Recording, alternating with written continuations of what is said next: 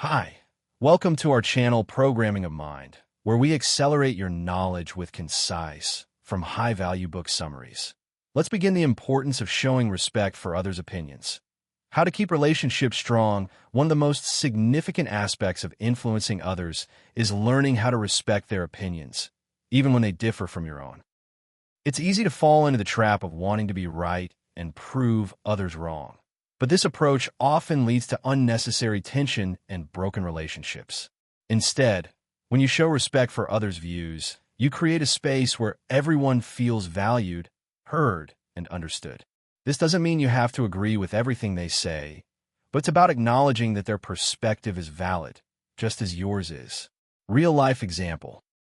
The coffee shop debate. Let's look at the example of Michael, who had a heated debate with his friend Rachel at their local coffee shop. They disagreed about the best approach to a charity project they were both involved in. Michael believed that focusing on a large-scale fundraising event was the best approach, while Rachel felt that smaller community-based events would be more effective in engaging people. Their disagreement started to get intense, and both began to defend their ideas passionately. However, instead of continuing down a confrontational path, Michael paused and said, "I see where you're coming from, Rachel. I can understand why you think smaller events might be more personal and impactful. It's a solid point, and I can appreciate that perspective." This shift in approach, acknowledging Rachel's viewpoint, allowed the conversation to move forward without escalating. Rather than trying to win the debate, Michael took the time to respect Rachel's opinion and create space for a more collaborative discussion. They were able to find a middle ground, combining both ideas into a plan that worked for everyone involved. This example highlights the importance of respecting others' opinions. By recognizing the validity of another person's thoughts, you not only create an open dialogue, but also encourage mutual understanding, even in the face of disagreement. Why winning arguments isn't always winning when we argue. Our goal is often to win. We focus on presenting our ideas, facts, and reasoning in a way that convinces others we are right. But what do we really achieve by winning an argument? Sure, you might get a momentary sense of satisfaction, but at what cost? The other person might leave feeling dismissed, invalidated, or unheard. This often leads to a breakdown in communication, damaging the relationship in the process. Take the case of Linda, who had a disagreement with her coworker, Jack, about how to approach a team project. Linda was convinced her approach was the best, and Jack disagreed. They spent an hour arguing back and forth, each trying to prove their point. Eventually, Linda won the argument and got her way. However, she noticed that Jack was no longer as enthusiastic about the project. He started missing meetings, contributing less, and his motivation dwindled. Linda's victory didn't lead to the success of the project. Instead, it created an atmosphere of resentment. Jack no longer felt respected, and the collaboration that had once been productive turned into a strained effort. The problem wasn't Jack's idea. It was Linda's approach in trying to win rather than finding a solution that both could agree on. This example illustrates the larger point that arguments may win you the moment, but they can't win long-term relationships. The real victory comes when you respect others' opinions and collaborate, finding solutions that honor everyone's input. This is especially true in workplaces and personal relationships, where respect and mutual understanding can pave the way for long-lasting success.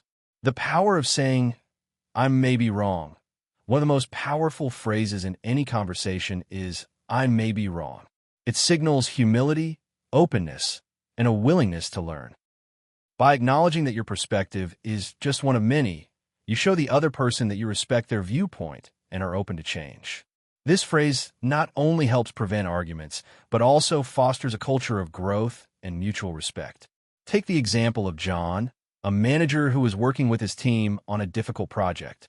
John had a clear vision of how things should proceed, but one of his team members, Olivia, had a different approach. Instead of stubbornly defending his plan, John said, "I may be wrong about this approach, Olivia. I'd love to hear more about your idea." This opened the door for a constructive conversation, allowing Olivia to share her thoughts. As a result, John realized that her approach had merit, and they were able to combine both ideas into a stronger plan. By admitting that he might be wrong, John created an environment of trust where Olivia felt safe to share her ideas without fear of being dismissed. This simple phrase diffused any potential tension and opened the door to collaboration. Why it's important to listen. Not just hear, listening is one of the most essential skills when it comes to respecting others' opinions. The difference between hearing and listening is that listening involves being fully engaged and trying to understand the other person's perspective.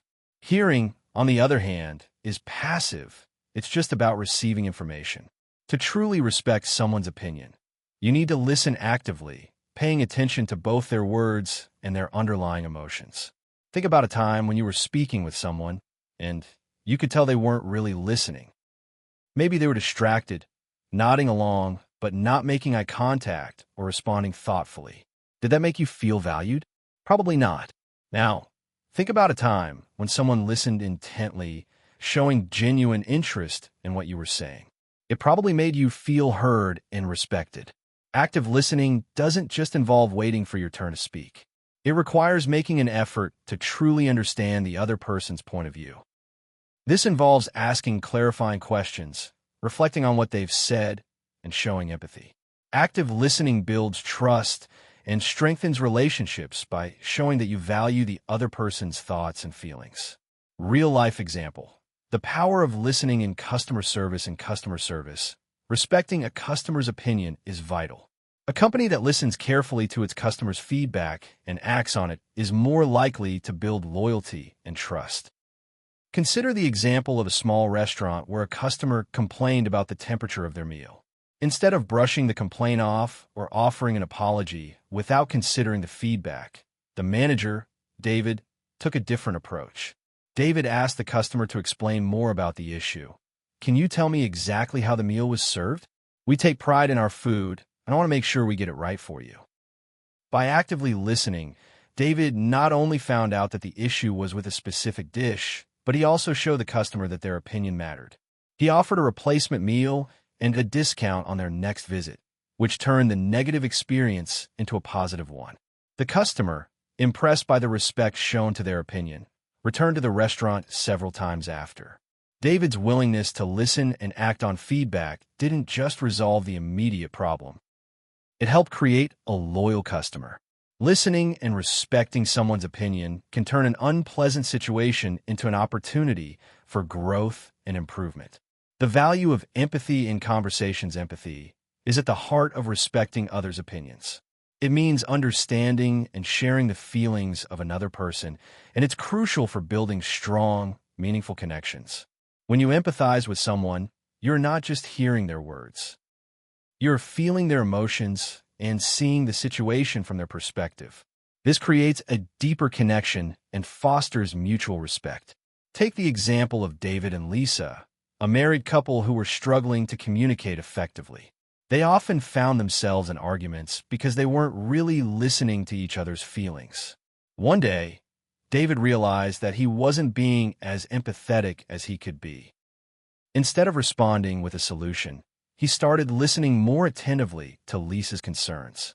When she spoke about feeling overwhelmed with household responsibilities, David didn't just offer suggestions or dismiss her feelings. Instead, he said, "I can see how that would be exhausting for you. Let's figure out a way to divide things up so you don't feel so overwhelmed." By showing empathy, David created a more compassionate environment, allowing Lisa to feel heard and understood. This change in approach improved their communication and helped them resolve conflicts more effectively. Empathy strengthens relationships by showing that you respect the other person's experience, even if you don't share the same feelings. Conclusion: respecting opinions builds bridges, not walls. Respecting others' opinions is one of the most powerful tools in building and maintaining relationships. It creates an atmosphere of trust, openness, and mutual understanding. Whether you agree or disagree with someone, showing respect for their viewpoint fosters better communication and collaboration. By listening actively, being empathetic, and acknowledging that others' opinions are just as valid as yours, You build bridges that connect people rather than walls that divide them. In the end, it's not about winning the argument. It's about winning the relationship. When you choose to respect others' opinions, you pave the way for stronger, more meaningful connections that will last a lifetime. Thank you for listening, and please like the video and subscribe for more great upcoming content that will put you in top 1% people in the world.